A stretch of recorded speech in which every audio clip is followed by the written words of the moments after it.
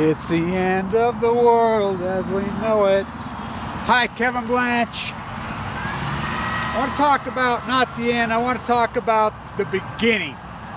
As so much of this rhetoric has been made about the sun, the sun, the sun, the Mayans, I believe a lot can be told by their calendar. But I believe we're just reading it wrong. It's really just that simple. It's not about the end, it's about the beginning. As the winter solstice, I think this will be the most powerful winter solstice ever for me, as I've always absolutely loved that moment. I plan on shooting this it's going to roll in here at 4:12 this morning. 12. It's got to be my new favorite number, as this truly is a new beginning for me, for so many. As surviving this leukemia, this fight, is all about energy, energy, energy.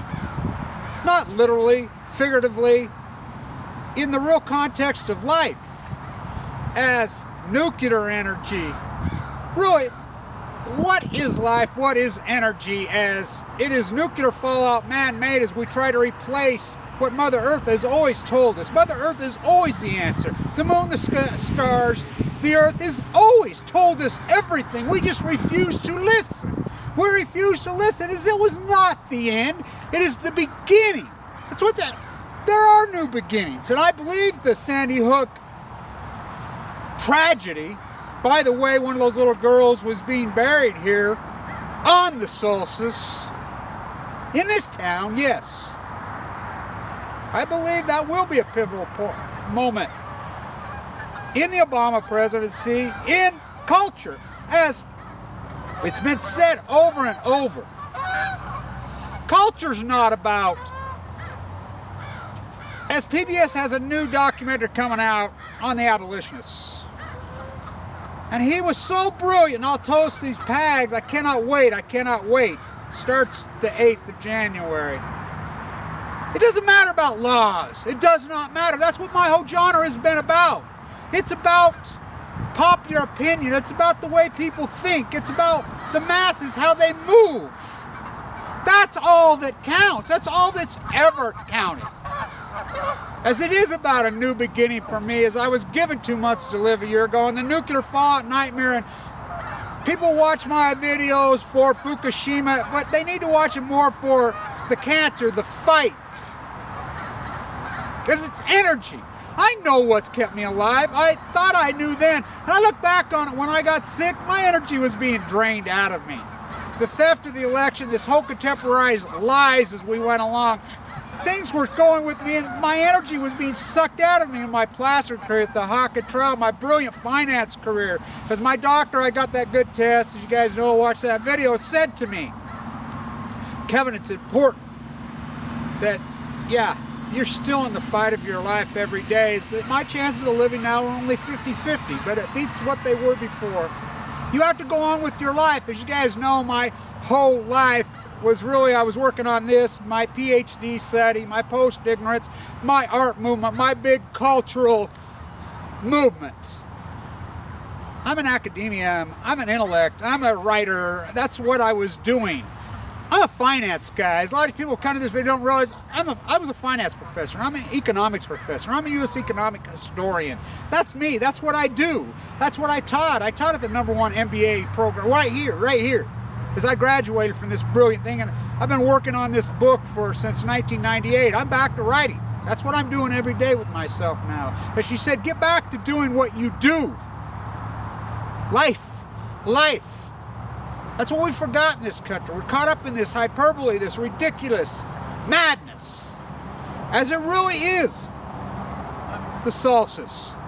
We get that new beginning every year, all of us. And the energy is the sun. It is the sun. That sun, that energy, that strength that has let me live. I tapped into it. I tapped into it out of that hospital. I tapped into it with the spiritual healers. I tapped into it with all you people saying prayers for me. In temples, on beaches, in houses. That energy. It is the sun. Mother Earth always gives the answer. And nuclear energy to the right, the left, That is the big fallacy, as Oppenheimer said it. His incredible quotes to think about human generational arrogance.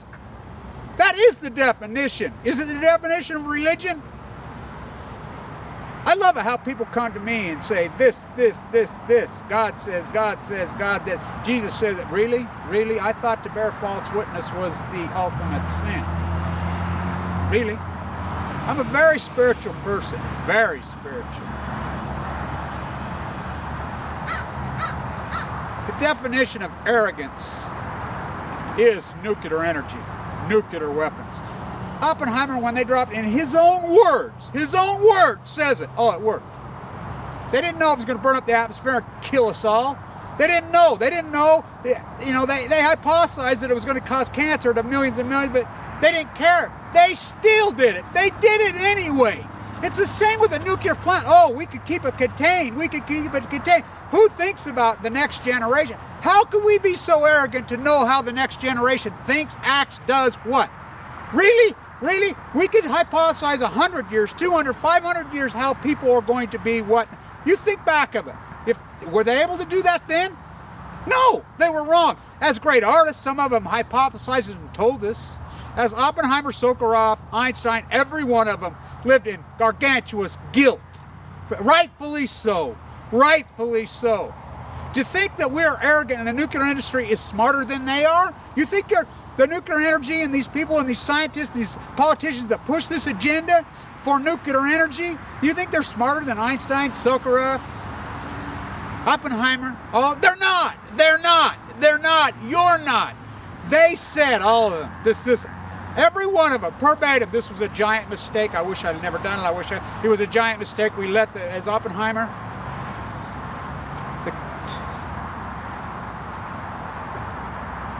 it is the energy. Mother Earth will always speak to us, as she is going to spit back at us. She has to. Have we robbed her, raped her? As Cobain said, nature is a whore. It's so true. In bloom, as you're all in bloom, all the time, and you're getting bred by arrogance. Did I read this? The reality of all this is pain and ignorance and hate bred by the males, as you've heard me go off and on that. On my post-ignorance channel. I have to get back to what I do, so I'm going to start putting up more finance videos. As you know, I'm a protectionist, hardcore protectionist. I'm a tariffs advocate. That is my answer. It's always been my answer, and I will start pouring out more and more of these videos.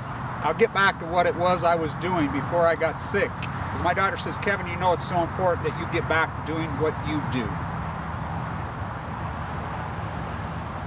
She made this hat for me. I should love the colors. The orange, the green, the yellow, and the brown. I told her which colors to use. Orange, leukemia. As I am green, Mother Earth. Yellow. I hate to do that to yellow. The sun. Energy. Nuclear fallout tries to kidnap that. Brown, as the changing of the complexity of America is brown.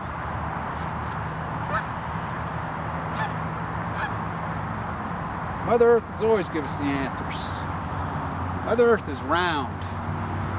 The jet stream incorporates us all. As I got into an argument, as I argue over and over about the Hamilton-Jefferson doctrine and thesis. And I'm like, I love it how these Jeffersonians go out and they want to incorporate and talk about economic philosophy based on something that was done 200 years ago with a population of a couple million people with now 310. I look right at him, I says, let me tell you something. One, Jefferson never tilled anything. Yeah, he quoted tilling the earth was closest to God. His slaves tilled. One. Two, he was inherited gargantuous sums of money. He died freaking so freaking impoverished, not impoverished, but in debt. He was not good with money. And you people that say, oh, I'm a Jeffersonian, are you a farmer? You're not a farmer. Go try it. He hypothesized that every single person in America would just simply be a farmer living off the land, whatever. You got to remember, this man was a plantation owner.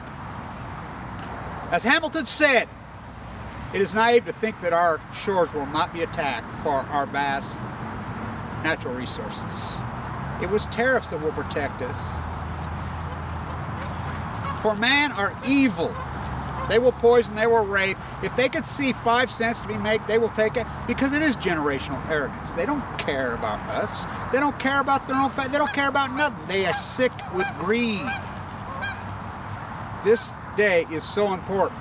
This will be my new birth, and I'm going to start over.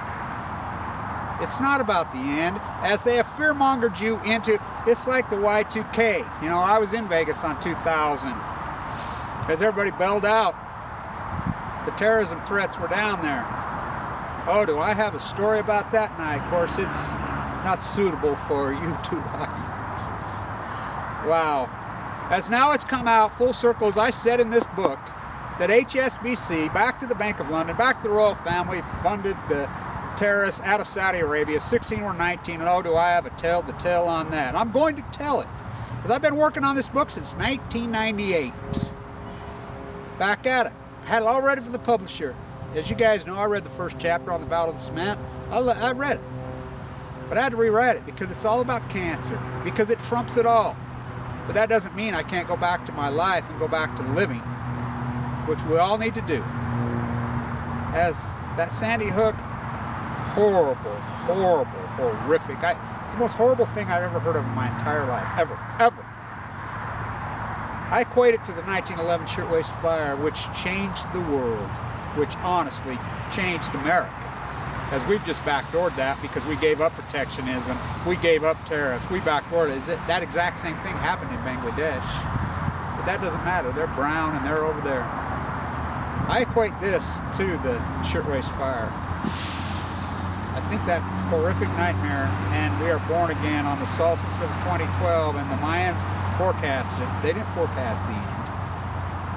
I think Mel Gibson says it so perfectly in that movie. When it ends for them, and here comes them in on the ship. What a massive, powerful, real metaphor. It is not the end. It is a new beginning.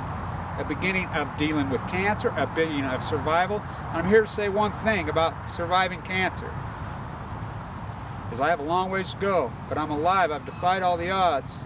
And I've seen the people that have lived. It's about energy. It is about energy. And not nuclear energy. As that gives you, you have to overcome that nuclear energy with Mother Earth. It is the sun. It is the sun. It is the sun. Happy solstice, a new beginning for us all.